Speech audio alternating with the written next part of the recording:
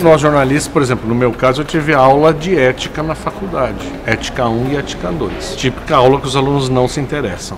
Mas não é prerrogativa da ética. Eu diria que os alunos de jornalismo não se interessam por aula nenhuma. Essa era só mais uma. Não é porque somos todos antiéticos. Na verdade, eu diria que a ética é uma coisa bastante presente no dia a dia. Porque a nossa profissão se trata de você estar noticiando um fato e você necessariamente está envolvendo uma série de pessoas. Buscar ver todos os lados envolvidos numa questão. Essa é a mais elementar de todas, mas eu não posso deixar de dizer, porque jornalisticamente essa figura do outro lado, que é muito consagrada, a Folha, inclusive, tem um espaço que qualquer matéria de denúncia, em que alguém acuse alguém, que alguém ataque alguém, obrigatoriamente você precisa ter um outro lado. Isso eu acho que tem que ser um dever que nasce com o jornalista, de procurar todos os lados. E quando eu falo, quem está sendo investigado, quem está sendo acusado, quem está sendo... Isso talvez valha mais para a necessidade de você ter o outro lado formal, o outro lado, um título à parte. Mas isso precede essa necessidade. Isso se ninguém está acusando ninguém, mas alguém está falando de um terceiro, você precisa ouvir aquele terceiro.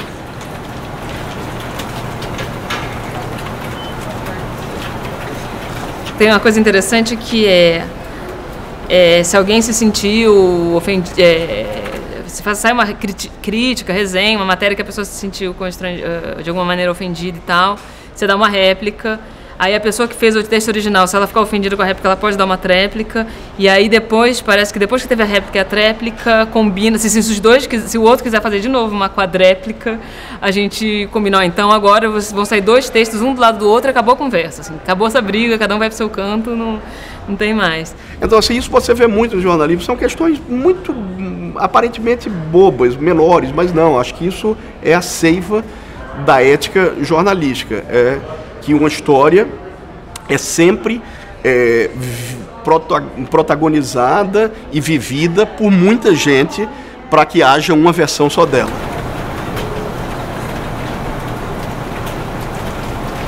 É engraçado que ética, bom, como eu não cheguei a ter justamente essa disciplina na faculdade, é uma coisa que eu aprendi justamente aqui na Folha, né? Quer dizer, ética no dia a dia, ética enquanto você faz, né? Então, eu não tenho assim, embasamento teórico da ética, uma ética prática, uma ética de discutir com o meu chefe, de olha, é o seguinte, eu tô com essa história aqui, só que é uma história que é um baita furo, mas se eu der, eu vou expor a pessoa, mas vou expor a pessoa a um risco. Será que é ético a gente publicar isso? Não, acho que não é ético. Mas eu acho que eu publicaria por tal coisa. Não, e se a gente trocar o nome dela, se a gente colocar um nome falso, mas deixar isso bem claro, então talvez a gente consiga publicar essa matéria sem estar colocando a vida da pessoa em risco e tal. Isso, na verdade, é algum desdobramento que eu vejo da ética na minha profissão, no dia a dia.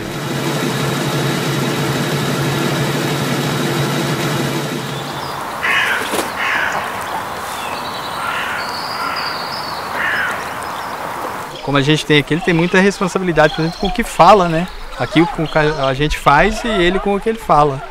Que vai influenciar na vida de cada um lá de quem está vendo do outro lado, né? Não só o jornalista de TV ou escrita.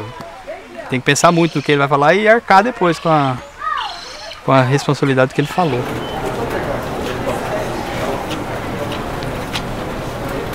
A relação primordial que nós jornalistas temos é com o leitor, né?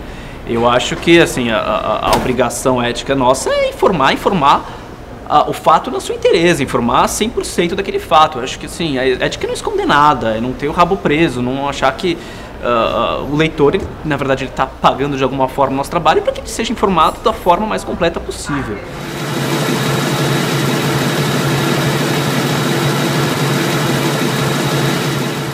Eu acho que assim, a ética passa inclusive por você ter uma pauta nas mãos que é importante, que é do interesse do leitor, e você às vezes achar que, bom, mas se eu publicar eu posso ficar queimado com tal fonte.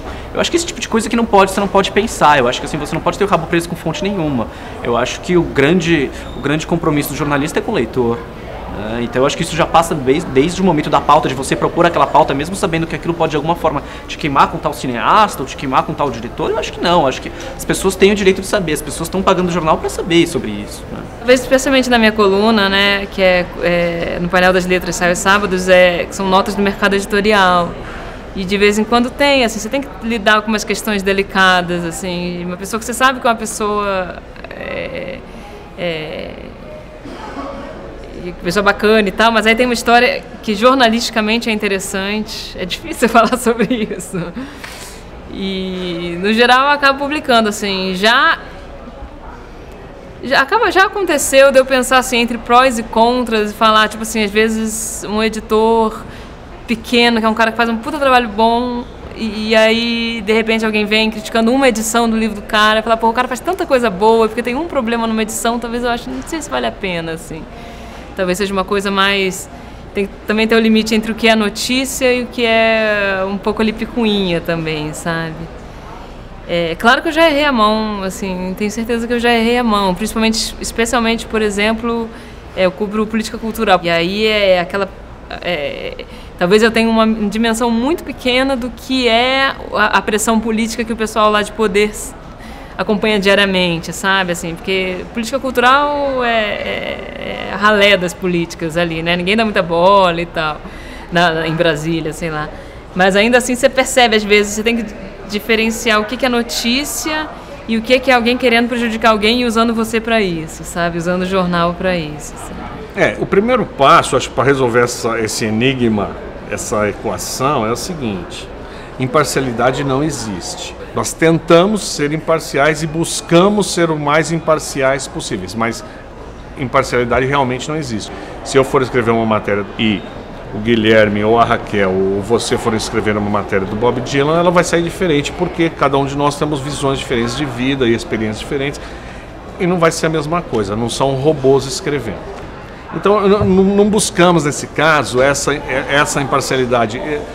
Quando você chama um jornalista para fazer uma matéria, você está querendo ver aquela matéria através da lente daquele cara, dos olhos daquele cara.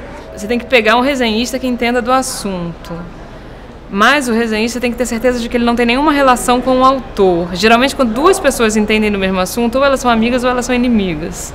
Então isso já reduz bastante o campo de possibilidades de resenhistas, de encontrar um resenhista. O lançamento do último livro do Chico Buarque, eu já fui de cara em um crítico que eu achava que falaria bem e outro crítico que eu achava que falaria mal, para publicar duas visões.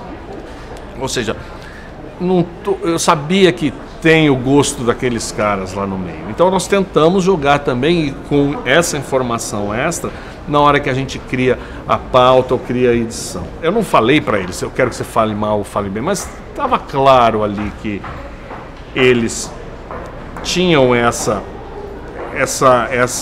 carreira que seguia para aquilo.